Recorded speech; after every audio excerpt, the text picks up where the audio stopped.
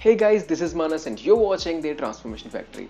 Guys, हम लोग एक सीरीज चला रहे हैं जहां पे हम खुद को ही एक्सपोज कर रहे हैं, यानी हम अपनी पुरानी वीडियोस को उठाकर वहां पे हमें जो भी कुछ गलत इन्फॉर्मेशन मिल रहा है उसको करेक्ट करके मैं आपको सही करके बता रहा हूँ। तो इससे पहले हमारी एक वीडियो आ चुकी है और हमारी ये सेकंड वीडियो है। तो गाइज ऐसे ही आज हम अपनी एक और वीडियो उठाने वाले हैं एंड उसके इन्फॉर्मेशन को करेक्ट करने वाले हैं।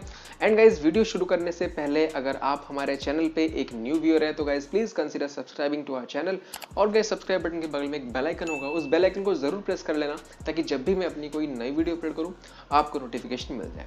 सो गाइज आज जिस वीडियो को हम उठाने वाले हैं वो हमारे शुरुआती दिनों के वीडियो में से एक है और उसमें हमने बात करी थी कि आपको अपना ट्रांसफॉर्मेशन अगर करना है, यानी आपको अपना अगर कोई भी गोल है, चाहे वो फैट लॉस है या फिर मसल बिल्डिंग है, तो वो करने के लिए आपको किन बातों की, यानी ऐसे क्या क्या आपकी डाइटरी गाइडलाइंस है या फिर ऐसे क्या क्या आपको डाइट में अपने चेंजेस करने पड़ते हैं ताकि आप अपने उस गोल को हासिल कर सको। तो उस वीडियो में मैंने यही बताया था कि आपको अपने मैक्रोन्यूट्रिएंट्स में, यानी आपको अपने प्रोटीन्स, कार्बोहाइड्रेट्स या फैट्स, इनका कैसे आप थोड़ा बहुत फेर बदल करके आप मसल बिल्डिंग कर सकते हैं एंड फैट लॉस कर सकते हैं। सब कुछ बढ़िया जा रहा था, लेकिन एंड में मैंने ये बोला अगर आपको मसल बिल्डिंग करना है तो आपको अपनी प्रोटीन की जो कंजप्शन है वो 35% of your total calorie intake रखनी पड़ेगी और जो फैट कंजम्पशन है वो आपको 20% of your total calorie intake रखनी पड़ेगी और जो कार्ब्स इनटेक है वो आपको 45% of your total calorie intake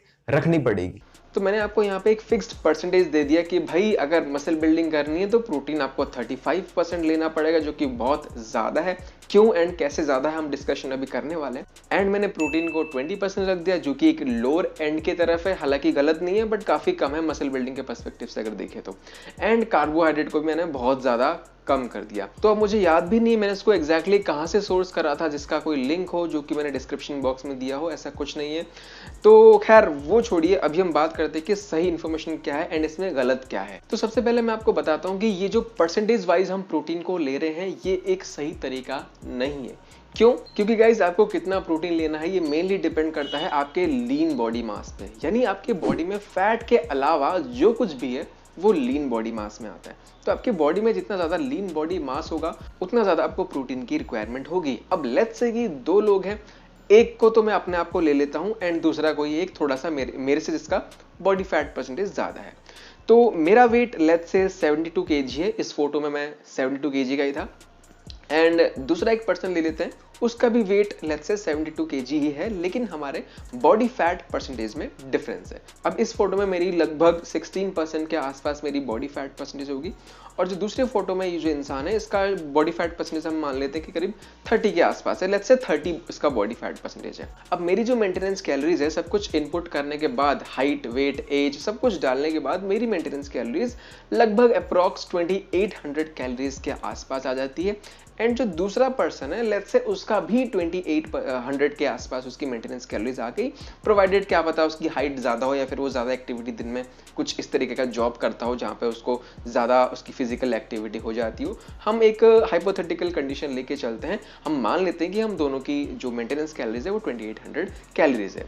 अब क्या आपको लगता है कि जितना प्रोटीन की रिक्वायरमेंट मुझे होगी उतना ही प्रोटीन की रिक्वायरमेंट इस मोटे आदमी यानी ओबीस या फिर ओवरवेट कह सकते हैं, इसको उतना ही प्रोटीन की जरूरत होगी? डेफिनेटली नहीं, क्योंकि मेरा लीन बॉडी मास उससे ज्यादा है तो मुझे उससे ज्यादा प्रोटीन की रिक्वायरमेंट है। सबसे पहले हम इस परसेंटेज के बारे में बात कर लेते हैं, जो मैंने अपनी पुरानी वीडियो में बताया कि भाई आपको 35% प्रोटीन की जरूरत पड़ेगी अगर आपको अपना मसल गेन करना है। अभी 35% बहुत ज्यादा हो जाता है। अगर हम 2800 कैलोरीज का 35% निकालें वो लगभग आपके 980 कैलोरीज जितना होता है। एंड अगर हम इस 980 कैलोरीज को प्रोटीन से ले रहे हैं तो हमें कितने अमाउंट ऑफ प्रोटीन की रिक्वायरमेंट पड़ेगी? हमें जरूरत पड़ेगी 245 ग्राम्स ऑफ प्रोटीन, जो कि बहुत ज्यादा होता है। तो इससे हम ये देखते हैं कि ये जो परसेंटेज मैंने बताया है ये काफी ज्यादा परसेंटेज है। एक तो मैंने परसेंटेज ही गलत बताया, उसके बाद परसेंटेज का तरीका जो है प्रोटीन के लिए एक सही तरीका नहीं है। क्यों सही तरीका नहीं है? क्योंकि जैसे कि मैंने बताया कि आपका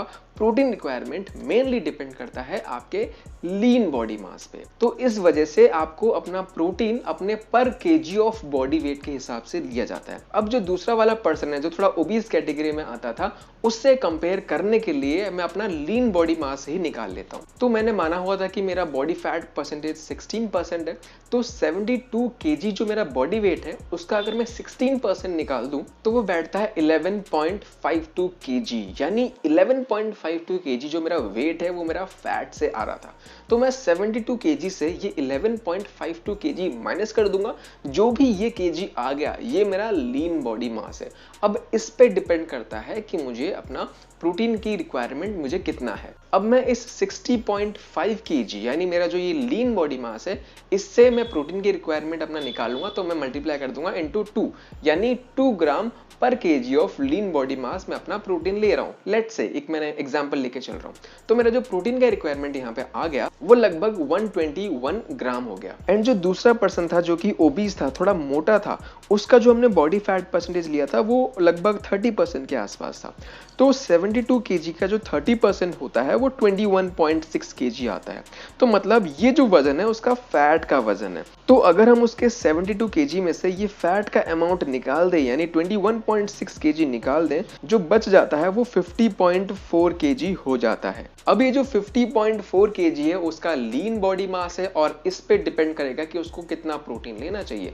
अब क्योंकि ये एक मोटा आदमी है, ऑब्वियसली ये इतने एक्सरसाइज वगैरह नहीं करता होगा, हम मान लेते हैं कि एक बिगिनर है, तो लेट्स से वो अपना 1.6 ग्राम पर KG of lean body mass per day protein ले रहा है। तो उसके इस लीन बॉडी मास से अगर हम 1.6 मल्टीप्लाई कर देते हैं तो उसको 80.64 ग्राम प्रोटीन की रिक्वायरमेंट है। तो इससे हमने ये देखा कि भाई उस पर्सन की एंड मेरे, हम दोनों का जो प्रोटीन रिक्वायरमेंट है वो कंप्लीटली अलग आया है। तो क्या ये जो परसेंटेज का तरीका था वो सही था? क्योंकि same number of total calories in a day दोनों पर्सन की सेम हो सकती है, वेयर एज उन दोनों पर्सन की जो बॉडी कंपोजिशन है वो अलग अलग हो सकता है। तो उस वजह से उनकी प्रोटीन रिक्वायरमेंट भी अलग अलग होगी। जो आपका प्रोटीन का परसेंटेज का रेंज रहता है वो अराउंड आपके 10% से लेके 20% के बीच में कहीं ना कहीं रहता है।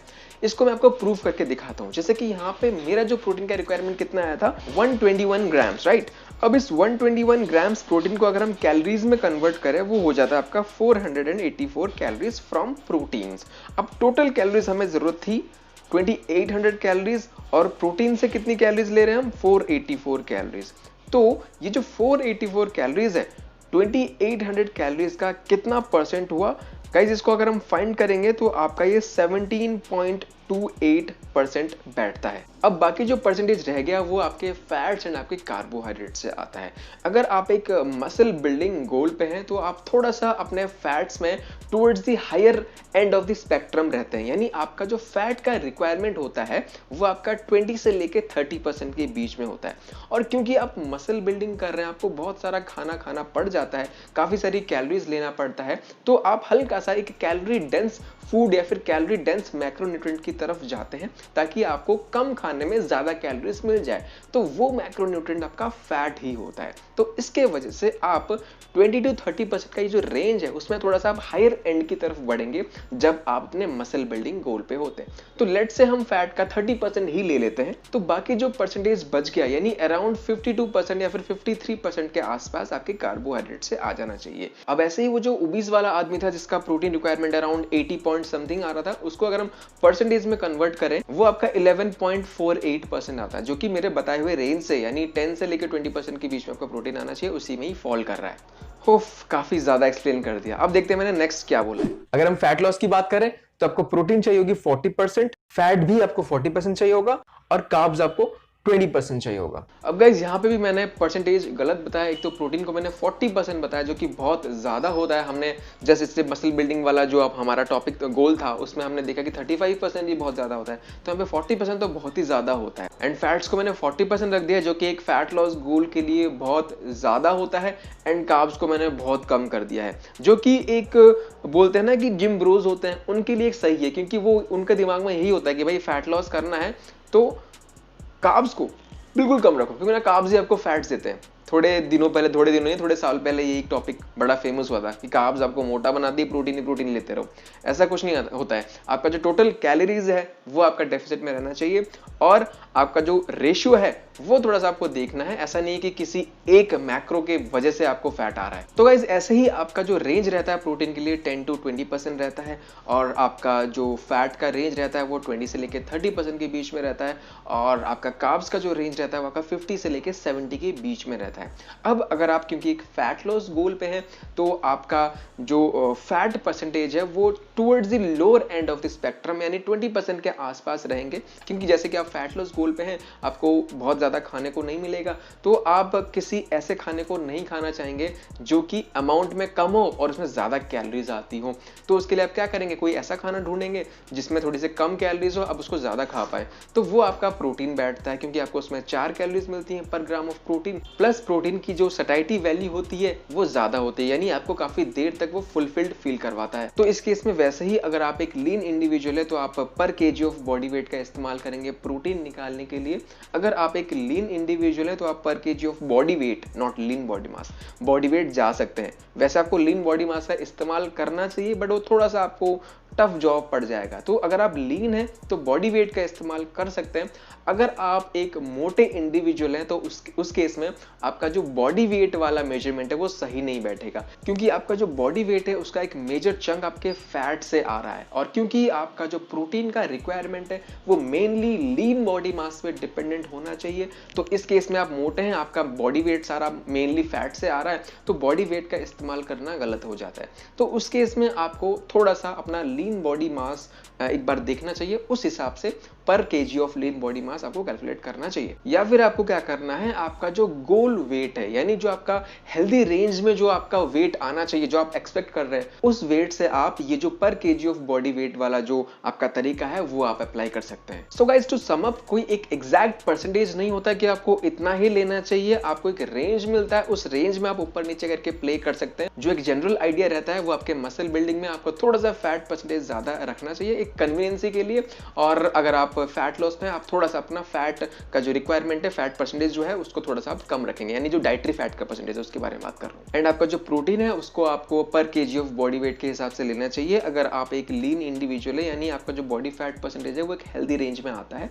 अगर आप मोटे हैं तो आपको अपने बॉडी वेट का इस्तेमाल नहीं करना है। क्या करना है मैंने बता दिया, या तो आप अपना लीन बॉडी मास पता करें या तो आप अपना जो गोल वेट है उससे मल्टीप्लाई करें। और कितना मल्टीप्लाई करना है आपको, 1.2, 1.4, 1.8 या फिर 2 ग्राम पर केजी ऑफ बॉडी वेट कितना मल्टीप्लाई करना है, इसके लिए मैंने एक सेपरेट वीडियो डेडिकेट किया है, लिंक डिस्क्रिप्शन बॉक्स में है। एंड आपका जो कार्ब्स का परसेंटेज है वो आपके 50 से लेकर 70% के बीच में रहता है।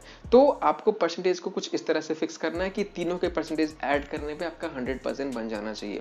सो गाइस आई होप मैंने चीजों को क्लियर करा है। फिर भी अगर कोई भी कंफ्यूजन है, कोई भी डाउट है, मुझे प्लीज कमेंट सेक्शन में जरूर पूछ लेना। और अगर वीडियो अच्छी लगी तो मेक श्योर आप वीडियो को लाइक कर रहे हैं और मुझे कमेंट सेक्शन में ये भी बता रहे हैं कि आपको वीडियो कैसी लगी। So guys with this that's a wrap on this video. मिलते हैं एक नई वीडियो के साथ। Till then stay fit, stay healthy. This is Manas, take care.